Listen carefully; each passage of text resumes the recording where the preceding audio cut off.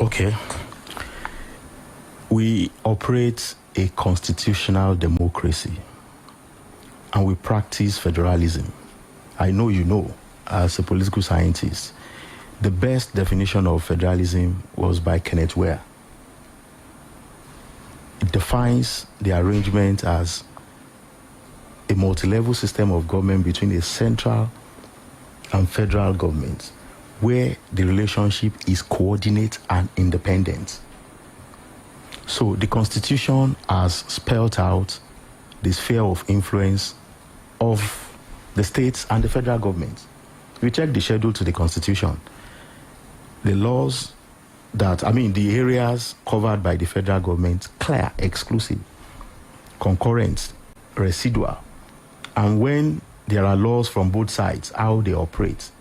So the states are actually, as His Excellency has said, they enjoy a measure of independence, sovereignty, as it were, and control over their space as determined by the Constitution.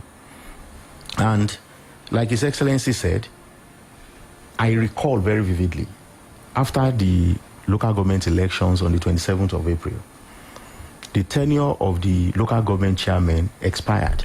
His Excellency wanted to be part of the inauguration, but it coincided with the period he was traveling.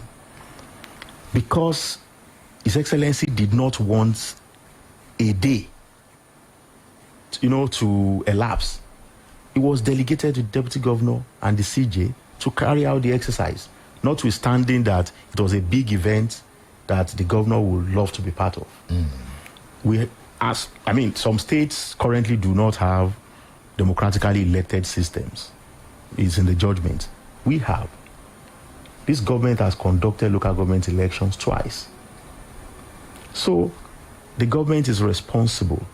If you take a generalist approach to look at what goes on in 36 states, to take a position, it may not be fair because you have to deal with facts on their merits. In your state, we have a constitutionally, democratically elected system of local government, and His Excellency has stated what the government has done over the period with the resources that we have with the local governments and running them. Can I interpret the governor's pronouncement to mean that he doesn't believe in the judgment, and by implication, he doesn't believe in financial autonomy for the local government areas? Mr. Obilo, you have played what His Excellency said. I cannot sit here to second guess. This is not a court to say this is what His Excellency said. If you give it very plain, literal interpretation, the speech of His Excellency is there. You can play it 1,000,000 times. So why did he set up the committees? To do what? I've made it clear. The committees work. Have you seen the judgment? I've read part of it. The judgment is cumulatively 324 pages. 63 pages by Justice Agin, 14 by Justice Nwosu-Iheme, 44 by Garuba. If you pull everything together, it's 324. That's a book. Yes. I was in court when the judgment was delivered. The judgments were delivered in summary. In fact, when I woke up in the middle of the night today, I was reading some of the judgments. So we have to carefully read the judgments, understand the reasoning of the court, know the possibilities within the law. But His Excellency did not say, it does not matter what they have said, we are going to do whatever we like. The decision of the stakeholders meeting on Monday was, okay, as on Monday, we did not even have the CTC.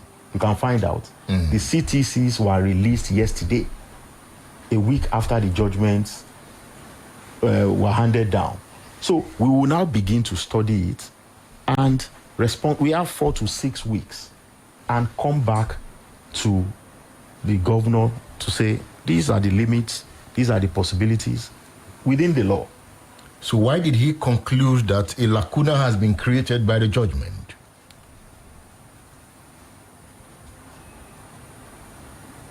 What do you understand by that expression? Lawyers use lacuna. What does it mean? That a space has been created, a conflict has been created. So, if there was a status quo, you have received, funds in a particular way, and you have used it to run a system over a period. And this suit was filed in May, 22nd of May. And within 2 months, that status quo is going to change. That's a change in the direction, which necessitates a review of procedure, of strategy going forward. Because the government must continue to run at the state and the local government levels. Is there really change? Should this judgment be celebrated in any way? I'm not a lawyer, but I'm seeing some gaps. And so you are seeing gaps. I'm seeing gaps. That is. But you don't want to state that there are gaps. No, you are contradicting yourself. How? No, you. I've only asked you a question that the governor said there is a lacuna. I have not made a point. But I'm now saying I am seeing some gaps. I'm saying the governor is my boss. Yes. The remarks of His Excellency was, quite detailed. And I've said that it should not be taken out of context. So there is no point coming to, second guess and interpret what His Excellency said. Because it was clear. I'm not interpreting the Excellency now. It was clear. I am saying that as a watcher of the polity and as a layman reading that judgment, I am seeing gap. One of the gaps I am seeing, you still have the State Electoral Commission. They are not financially autonomous. They will rely on the House of Assembly. And by implication, they will rely on the governor to fund them. So the governor can still use OSIAC to control who becomes local government chairman. Is that not a gap? Honestly, all these are speculations. You are just speculating. Speculation? Yes. How? So if you flip that argument, then it means every incumbent president must win elections. We're talking about state electoral. No. It's the same thing.